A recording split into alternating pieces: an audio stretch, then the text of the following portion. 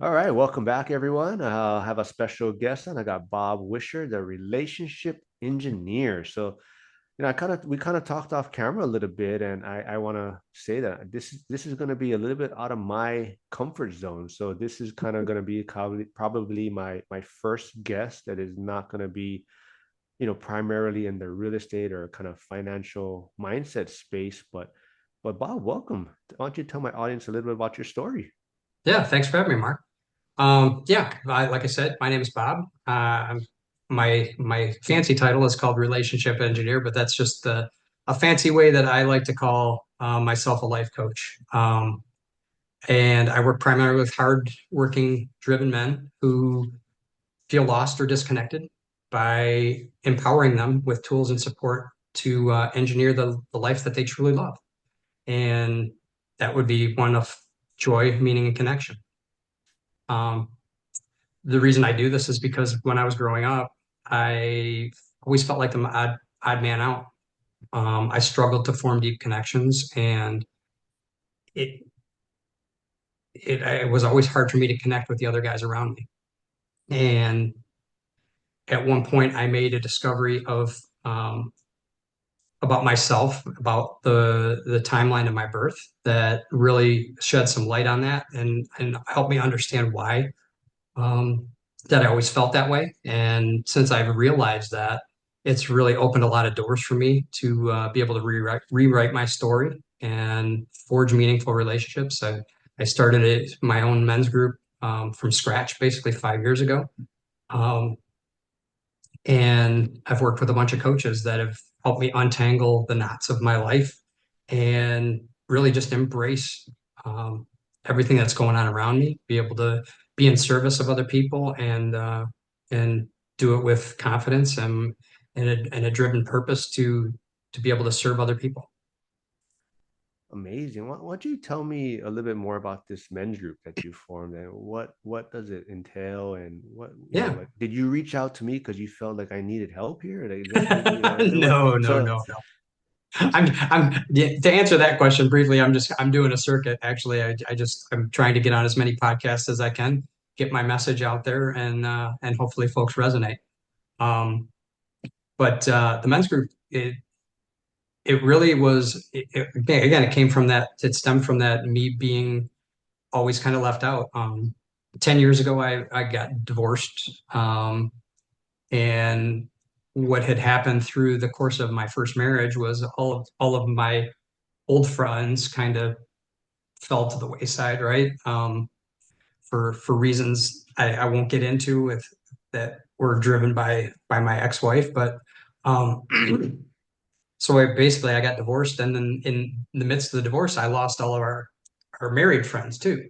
So I had distanced myself from my old friends. I lost my married friends, and I basically had nothing. So it took me a couple of years of struggling. I hit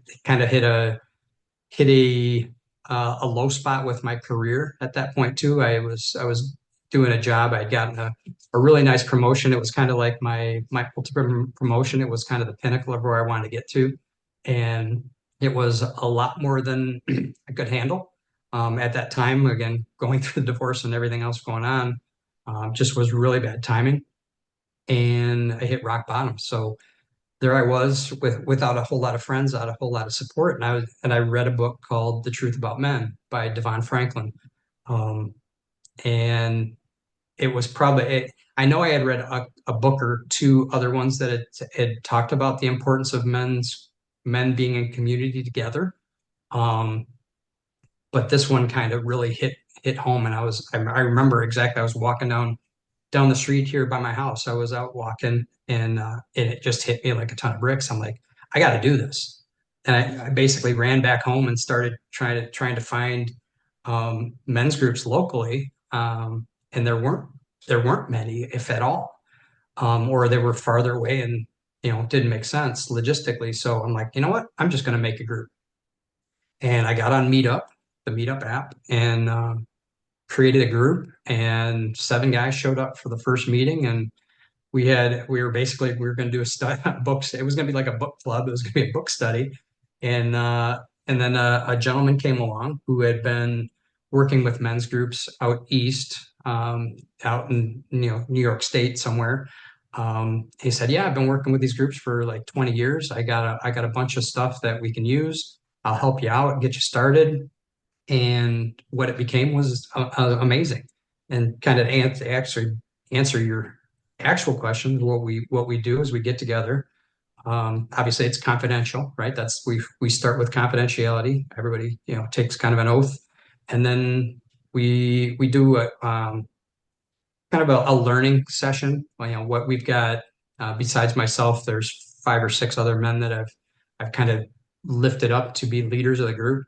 So we kind of take turns. We'll pick a topic, something that men would need to know, or be better at, and we'll do like a 10 or 15 minute talk on that, and then coming out of that, we will prompt the group to with a kind of a icebreaker opening discussion question. And then we will break out into smaller groups of 4 or 5 men, and and then we'll unpack that question. But then after we talk about whatever that is, you basically get the rest of, we chunk a whole hour of the meeting. And if you divide it, by 5 guys, that's 12 minutes apiece, right? So you talk about the breakout question for 2 minutes, and then you get 10 minutes to talk about whatever you want to talk about. It can be, I'm having problems with my wife. I can be having problems with my job. I could be frustrated. I could be, trying to lose weight and it's not working. Whatever it is, we deal with a lot of stuff, right?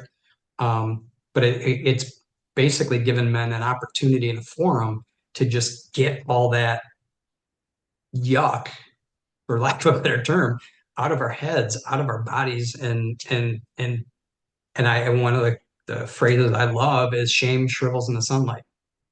So all of those things that we carry around with us, they're shame, I'm not good enough, I don't fit in, I don't do this, I don't, all of those things that we were able to get those out. Um, ironically, one of the men in my group a couple weeks ago, um, uncovered finally after multiple years of being part of the group, admitted to me that he had this major life trauma when he was growing up, and it was refreshing because he was able to get it out of his system and be able to tell somebody about it, where he's been hiding it for decades, right? Being able to tell somebody and have it loosen its power on him. And he's had trouble with women, he's had trouble in career, all this stuff, and now he's kind of got to this point where then it's still, the story is still unfolding because it was only a couple of weeks ago, but he's able to get it out of his system and be able to tell somebody about it, and it loosens the power that those things have on us when we're able to do that. I heard you on some other episodes, podcast episodes, are you talking about a few things? So like, how would you, maybe compare it, because, some people might look at it as like, what's the difference of having just a community of friends, whether it's men, women, group of people. Mhm. So why, like specifically a men's group? Like what kind of Yeah. separates the difference there? Well, it's kind of a twofold answer to your question. First, why it's just men is because we've lost in this country, and if you look back through the generations, and I'm in my 50s, so my dad's in his 70s, my grandfather was in his 90s when he passed away, so that's my time frame is that. And in those generations, it's always been, at least in the United States, it's been pretty industrialized, right? Where the dad goes to work, mom has gone to work, in the last few decades and stuff, as well. But before that, going, probably 4 or 5 decades back, we were farming, right? The sons grew up on the farm with dad and or grandpa and learned the ropes, and were in community with men. And this farmer was, he knew this farmer, and they helped each other out, and it was community, right? But ever since the Industrial Revolution, and everybody, people are going off to work, going to offices, sitting in offices and all this. And even now, especially, since COVID, right? Even people aren't even going to offices anymore. So instead of actually being able to interact with people in an office, now you're sitting in front of a computer all at home in your office. So again, we're disconnecting, and men are built for connect. Well, people in general are built for connection, but men especially because there are certain things, and I've learned this the hard way through my first marriage. There are things that we should not, and are very detrimental to us to be able to talk about our wives. Fears, failures, things like that. When we start telling our wives or our significant others, I'm afraid of this, I'm afraid of that, I'm afraid, they they start eroding the trust that they have in us or their confidence in our abilities, and then they start going, wait a minute, is this the man that's going to protect me and keep me safe and a roof over my head and loved and cherished and all that stuff, or am I starting to question? And that's I think that's a big key to why women, the amount of women that file for divorce is much greater than the amount of men that file for divorce, because those women are being scared by these, I don't want to call them weak men, but less than ideal men that don't realize that when we're pouring all of our stuff onto our wives, it's freaking her out versus, bringing her closer, which we think we're being vulnerable, right? We're being open and honest, but there's certain things that you shouldn't tell your wife. Um, so that's biggest reason why men need to be in groups with other men so we can hold each other up. And if you were to tell me, hey, you know what, I have this fear, I had this failure, and it's really, I have this shame and blah, blah, I'm going to be able to support you as a brother instead of be, looking down on you because, hey, you're weak, or maybe you're not the man that your wife thinks she is. So a lot to it, but that's the gist. The other part of it, um, I can't remember. I've completely lost my train of thought of what my second point was going to be. So the men being with men. Oh, why? I think you said why not? Um, oh, it was yeah. So the second thing was you had asked about why men in groups like this versus I think doing more social things or whatever. I mean, you can go. I've played enough golf in my life to know that when you get on a golf course with a bunch of guys, you're going to drink beer, you're going to talk about women, you're going to talk about sports, you're going to talk about everything but like important things. Like if I was to if I was to be struggling in my marriage, right, and have a massive issue, or even like in my case, depression. I battled with depression at the end of my first marriage. I wasn't going to go out on a golf course and talk to my golf buddies about why I'm depressed and what's going on in my life that's causing it and the frustrations and all the fears and all the things. That's not something you do on a golf course. It's not something you do when you're at your fantasy. We were talking about fantasy football, or you're not going to do that at your fantasy football draft, right? You're going to do those things that are, those are different things, but in a men's group that's intentional, where the point is to foster and further your growth, you're going to be able to put those things on the table and get them off your chest to where they're not, again, like I said before, having that grip over you that keeps you stuck, keeps you hold back, keeps you from playing the game that you really want to play, which is probably play big. And instead, you're playing small because you're afraid of failure or you're afraid of judgment or something like that. I love that. It kind of, I mean, it sounds a lot like going to the firehouse in a sense. I mean, you Yeah. kind of have this time and just to shoot the shit, and whether it's some guys handle it different ways. Some guys are about, like, I'm the kind of guy, you may bring up something to me and you're not going to get a serious answer from me. And that's just me. There's others, you bring up something and you'll get a more in-depth thought Yeah. process through it. So Yeah. same thing, right? Everyone's a little bit different, and I love that. Yeah, we were talking about fantasy sports off camera, but I heard you talking about that also in some other episodes you've been on. And yeah, that's the dilemma I've also come up with too. I used to play. I mean, I still do, but I don't follow it as much as I used to. And a lot of me playing fantasy sports was my way of not gambling anymore. Mm. It was my way of staying. It's kind of that competition, right? Yeah. Um, and you're still following the sports and hoping someone wins. And so that was my way of not gambling. And you kind of touched on it quite a bit too.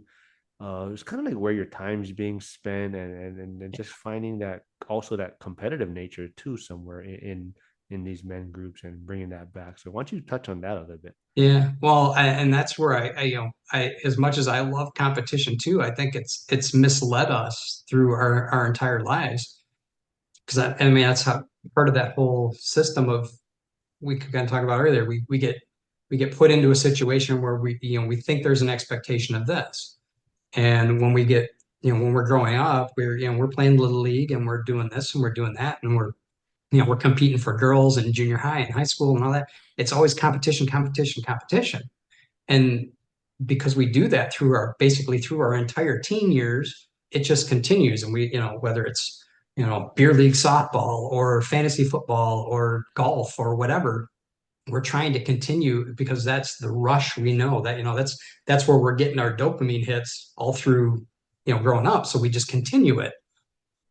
But what I realized was, all those years of whether it was fantasy sports or I did some simulated sports games or, even golf leagues or playing beer league softball, it's it's keeping you in a comfort zone where you're not expanding yourself because those things become simple, right? You get well. I wouldn't say golf is simple because I never have mastered it, but I know a lot of guys spend a lot of time, you know, bettering their game. But I It's mean, if funny. you're It's funny that we're actually talking about golf, because we're recording this the day after the presidential debate, and Biden and Trump were talking for over an hour, and they didn't really get into it with each other. But as soon as you brought up golf and their handicap, that was when they probably were the most vicious towards each other.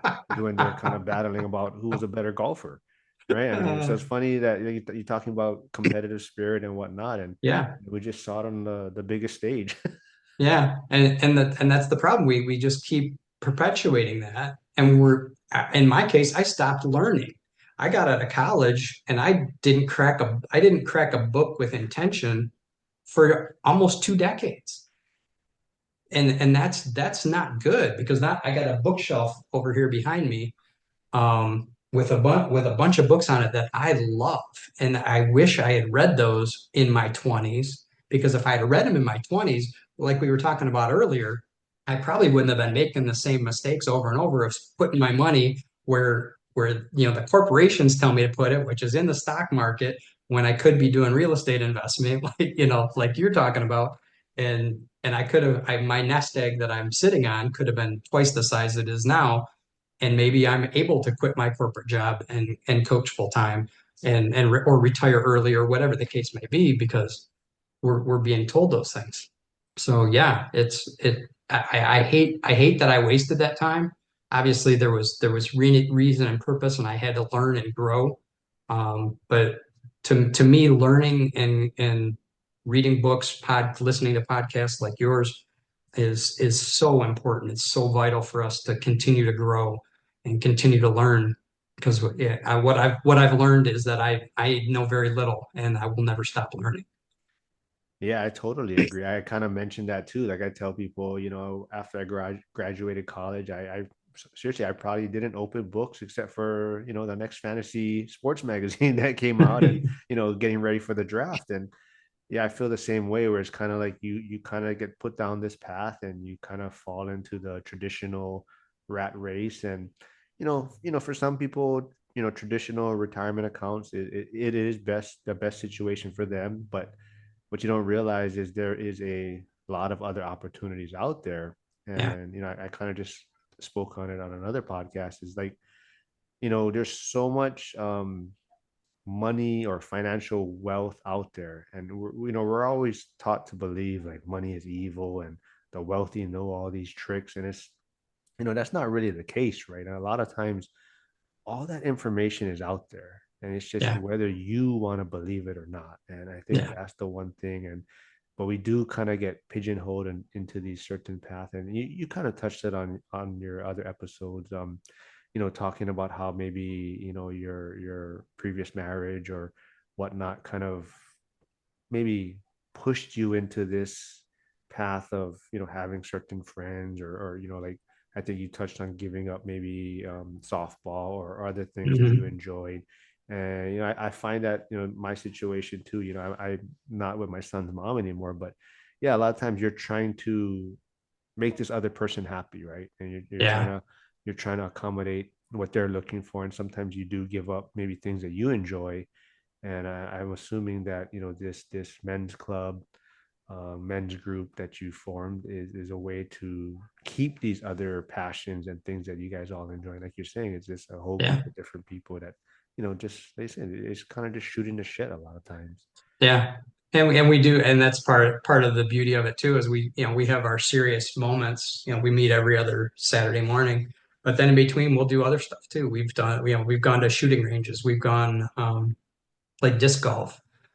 We've had bar nights and dinners and stuff like that. So it's got a social aspect too, which is great for some of the guys that are really they're looking for that more than maybe they're squared away, but they just didn't have a lot of friends. So it's a twofold kind of thing. Keeps everybody connected, keeps everybody growing, and that's if that's all I can do in this world is to help somebody grow or help somebody expand their mind a little bit, and then that I can die a happy man if that's the case. So So the people that maybe come to check out your men's group or inquire about it, like you said, do you think they're kind of they've been put down this certain path, they've all followed this certain path, or is it kind of just everyone has this different background that they're bringing, and they've faced different struggles in life?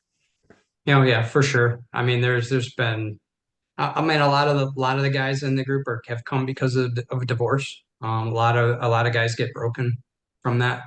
Um, and they again just like my story, obviously I'm attracting the energy I'm putting out, right? And that's my story is I got divorced. I didn't have a lot of men in my life at that point, and that's why I created the group. So I think that's the majority of the guys right now are of that nature, where they've come out of relationships and been looking for a way to connect.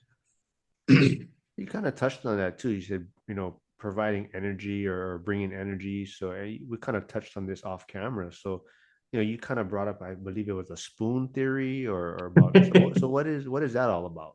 I wasn't sure if you're going to come back to that or not. So spoon theory is something I use on occasion with clients. It's basically an energy, like a tribute to your kind of like your cell phone battery. You have so much, if you charge it overnight like I do, but if you're like my wife tends to not plug her phone in when she goes to bed. So she'll wake up and she'll only have 45% battery life in her phone. So if you attribute that to the spoon theory, maybe if you on a normal day you get say 30 spoons. So she's already started the day off with half, she's at 15 spoons because she didn't charge her battery overnight. So she starts the day with 15 spoons, and then you take a shower. Now there's one spoon gone. Um, maybe you do some exercise. There's another two spoons gone. And you got to go to work, and there's a couple more spoons gone. So you only have so many spoons to get you through the entire day. And if you don't have your full allotment when you start the day, they're gone faster and you run out of gas before you get everything done you need to. So um, what I didn't tell you earlier is the reason I was talking to a client about that earlier is that um, she was trying to be intentional and get certain things done. And why I used that theory was that if you only know you have so much energy in a day, you got to get those most important things done before you run out of spoons. And she made a comment today about that. Yeah, yeah. I went to go do something the other day, and I decided I was out of spoons, so I saved it for the next day. And it's just again, it's meeting your energy and metering your energy and knowing how much you have in any given day and what you can do and then when you need to push the rest button. It's funny you mentioned that about the cell phone, because when I was in therapy, I told the therapist, yeah, there's people that will plug their cell phone in at night before they go to bed, and there's others that don't do it, and then the next day they're constantly chasing to get their phone, or monitoring how much charge they have left. And, Yep. so there's basically two people in life, and there's those that are going to just plug it in, and so they start the next day full, and now they can go on with their day not worrying about if their phone's going to die, or if they got to plug it into, they got to stop somewhere, or they need a charger, or look for a Yeah. charger. And that, like you said, you're putting yourself in a better position. And you kind of just touched on too about your friend, running out of spoons for that day. Yeah. And that's also another big reason why I'm also big on the, or pushing now, the financial freedom, kind of financial independence, because there's optimization of your spoons, right? So Yeah. that, like, like when you plug in your phone, a lot of times you'll say, oh, your phone's going to charge this fast, depending on when you plug in the phone or whatever time of day it is, because of optimization. So it's like, when you provide yourself these opportunities, like, if you go shopping, and you go shopping in the middle of the day when everyone else is working, you can find a better parking spot. It's easier to get in and out of the grocery store, right? So Yeah. that to me, that's why I think it's super important in getting to that financial independence, because you just allow yourself more time freedom. And they always talk about, you can't create time, but you really can, because if you optimize your life, like I said, you can go grocery shopping when no one else is at the grocery store. You find the parking stall that's right in front of the store. The Yeah. lines are shorter, and it's just optimizing your life and having more Shelves spoons. are fuller. Yeah, yeah, like you say, you have more spoons now, right? You have Yeah. more energy. And now when you go home, like if you have kids, you have more energy to play with them, right? Your life just has more spoons available to you. And I think that's why it's super important, to get your finances in order and start looking to build, passive income or multiple streams of income. And that's funny how we're kind of circling back to, and like I said, you kind of talked, about the men's group and trying to focus on that, but you actually also have maybe a little bit more of a financial real estate, something you're dabbling in, looking at Mhm. maybe building, some generational wealth. And you kind of touched on it too, right? Like about the retirement accounts, right? We're all kind of led to believe that this is the option out there, and this is what you Yeah. do, and this is the path. And why don't you touch on that a little bit? Yeah. Well, like I was saying, I've been in the corporate world for over 30 years, and they tell you when you start your first job the first day, well, here, put 5% or whatever percent into this 401(k) thing, and your money will grow, and and great, yeah, time and money, I get it, but to be, when you change jobs and then maybe you roll over, maybe you don't, but either way, eventually I rolled mine into an IRA. Um, I can't remember why, but anyway, I did, and it's sitting there. And well, actually I learned a very valuable lesson a different way. I went with a when I first moved my money into the IRA, I went with a friend of the family, and put me in this great fund that was run by geniuses or whatever on Wall Street. I'm like, oh, okay, great, I'm going to make all kinds of money now. Well, unfortunately, the fees on those mutual funds were astronomical, and I didn't know what the hell that meant at that point in time. And I'm getting my statements every month, and they're taking, I'd make $700, and then they're taking $700 in fees. And after 4 or 5 years, I had the same exact amount of money in that fund that I had when I started. And I was like, wait a minute, this isn't right. So then a friend in the business actually told me, yeah, get into funds that have lower fees. So I did that for a while, and that's worked out fairly well. But again, the stock market, even on its best day, is going to make you 8%, right? But nobody ever, at least nobody ever explained it to me in a way where I understood it, that in real estate you can make 12, 15, 20% depending on the investment, and be making double the money that you're making, and build that nest egg faster. So it's something I've been learning about a lot about lately, and we started a little investment group. We just signed the deal on our LLC, and we're looking at properties now, and we're starting to go in that direction. But um, it's scary, but it's exciting at the same time. And like you said, you learned a lot of lessons the hard way. So hopefully between the four of us that are in the group, we've got enough experience and intuition that we don't have to learn too many lessons the hard way. Yeah, but you said something interesting is how you said like we're kind of, we're not told, right? You're Yeah, not taught, like you said, you had these funds and you didn't realize all these fees were there and whatnot. And same thing, right? A lot of us, we just kind of like, okay, the person ahead of me, like you said, your father, then your grandfather, you kind of head down the same path, right? And a lot of times yeah, what worked for them is not going to work for the next generation somewhat, right? But we, a lot of times, even the firehouse, like we talked about off camera, like you kind of get in and you see what the senior guys are doing or the captains, and this is how they plan for their retirement, and they're planning their how many years for their pension, how much overtime they're going to work, and their sick leave, how they're going to leverage that, and a lot of times you're just like, well, it worked well for them, but like I try to tell the younger guys coming in, your retirement is not the same as those guys. Like the pension keeps changing because you guys are paying for those guys, and now you guys got hmm to work more years. You guys don't have the same percentage.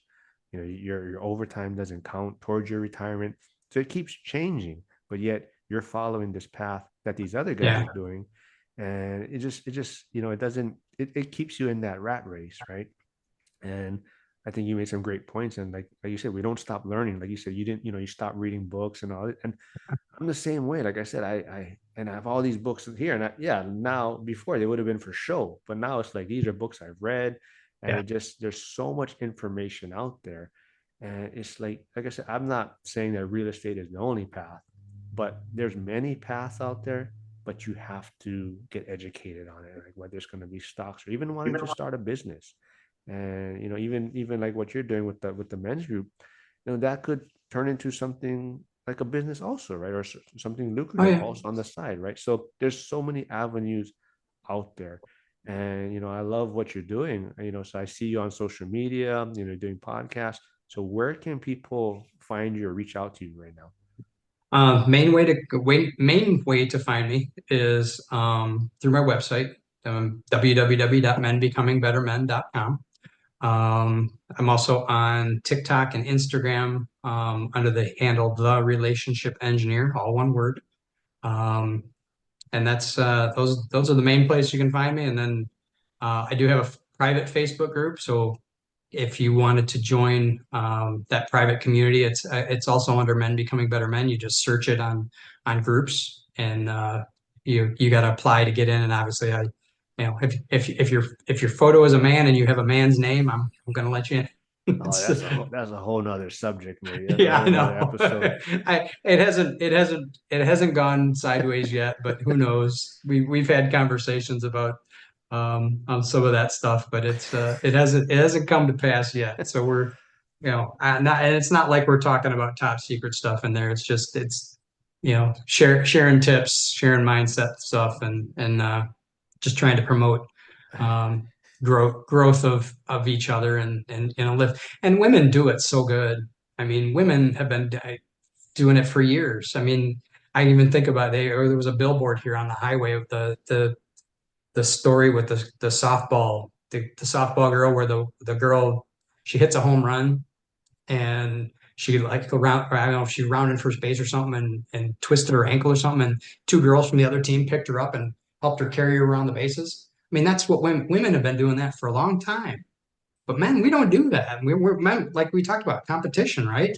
I'd be like, oh, we'd be standing there going, oh, I guess you're not going to score, dude, because you're going to lay there on the ground until somebody comes and Well, with a wheelchair and gets you around we the we bases. we'd make fun of them first, and Yeah, exactly. make sure you're okay. Then we'll laugh at you. Yeah, right. But I Yeah, don't know. The but women are. I don't know. Caitlin Clark is maybe something's going on there. I don't know. There's some competition going on with her, but yeah. oh, I didn't say they weren't Yeah. competitive. I just said what they when somebody needs help, they will, Mm, they turn off the competitive first. They go to the empathetic part, and then they jump. Yeah, sure she's done that before where she jumps in and jumps out. yeah. But I'm What? just saying women support each other You very know well. what? You didn't. I don't think we mentioned it. But so what area or market are you? Because you mentioned a billboard. But so where are you residing? Oh, yeah, I'm in the Detroit area, Michigan. Okay. Yeah, and unfortunately, my men's group is just local here. But I'm actually in the process of writing a book on how we created it, how we run it.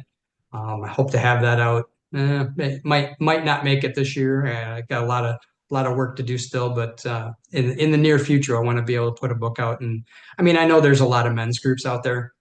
Um, Mankind Project and all kinds of ones like that. But and they I'm sure they do a great job. But I am a firm believer that you can't do men's groups virtually. I mean, like I said, I'm sure people get a lot out of it, but it didn't. We tried it. I mean, we've been in existence for 5 years, so we started the year before COVID, and we were meeting together very consistently and building what we had. And then COVID obviously shut us down for a while. And we tried to do meetings on Zoom, and the feel isn't the same, the impact isn't the same. It's just something different when you're able to look another man in the eye, sitting there across from you, and be able to have those important conversations. It's completely different. And I know a lot of those groups too. They'll do retreats and things like that, but again, because we're local, we don't have to do that. We get together every 2 weeks. We look each other in the eye, and I want to be able to give back a little bit, and if I can help, some men out wherever, whether it's in the U.S. or somewhere else, it doesn't matter. It's just again the power of the transformation that I've seen in some men. Was one of the guys you actually just yesterday we have a group chat and he posted something about it. It was I think it was his 4 year anniversary, and he was excited to have been. He transitioned from a confused boy to a driven man, Hmm, and I was like, that is awesome. yeah. That's those are the kind of stories I love to hear out of people that they show up at this group, they have no idea what to expect, and in a 4 year time span, you can change your mindset so much that classifying yourself as a boy. And this is a 30 something year old man classified himself as a boy 4 years ago, and now he's a driven man, purpose driven man. I'm like that. I mean, you can't get a bigger win than that. And competition, all that. There's no competition involved there, but I get a win. So it's awesome. I love that. So I guess our final part, we did touch on fantasy sports. So are you still play fantasy football or anything or Not at all, man. I not at gave that all, I really? gave that up years ago. I wish I could remember the name of the book. Whenever it comes up, I read a book about it, and what it made me realize, and it's not just fantasy sports, it's like all gaming in total. Um, there's no end to it. Hmm, There's really no end. You play, even if you play solitaire on your phone, there's no end. Yeah, the game ends, but you play it again and it keeps going, and you don't get anything. You don't win a trophy, you don't win a prize, you're not winning money. I mean, yeah, okay, guy, NBA finals just finished or NHL finals just finished. Congratulations, Florida Panthers. You won the Stanley Cup. You probably got big fat bonus checks and you get to carry a trophy around. And I saw them, they dove in the ocean or something with it. I thought that was pretty funny. But that's it. I mean, yeah, there's a minute of fulfillment there. I'm sure that guy had a great time jumping in the ocean with the Stanley Cup, but then he got out and then he went and put his pants back on one leg at a time, just like the rest of us, and went back to his wife or went back to his kids and had dinner at the family dinner table and just went back to normal life. yeah, So, it's competition. Competition is fun, and it's a lot like social media, right? It's the dopamine hitting you where you need it, but again, there's no end to it. And I love watching. Trust me, I love watching sports, but it doesn't do the same for me as it used to do.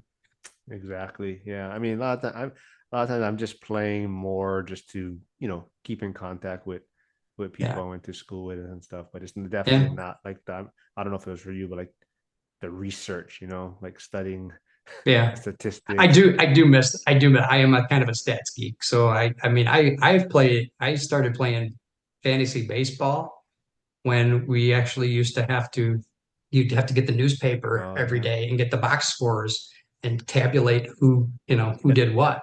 That's how long that's been a minute. I mean, it's come a long way since then. And yeah, it was a lot of fun for a lot, but again, there's no, yeah, you get the little trophy at the end of the year, but and some bragging rights for a little while, but Yep. Are you a Lions fan by any chance? A Detroit? yes, I am, as a matter of Oh, fact. well, I'm And gonna make you look. I'm gonna edit this and make you look bad because I'm a Bears fan. I'm a Chicago Bears fan from '08. I'm So I'm gonna sorry, make you brother. look bad. Oh, I That's don't. what I mean. I'm gonna make you look bad in this. I'm gonna edit some things in here. I'm gonna put a Bears jersey on you.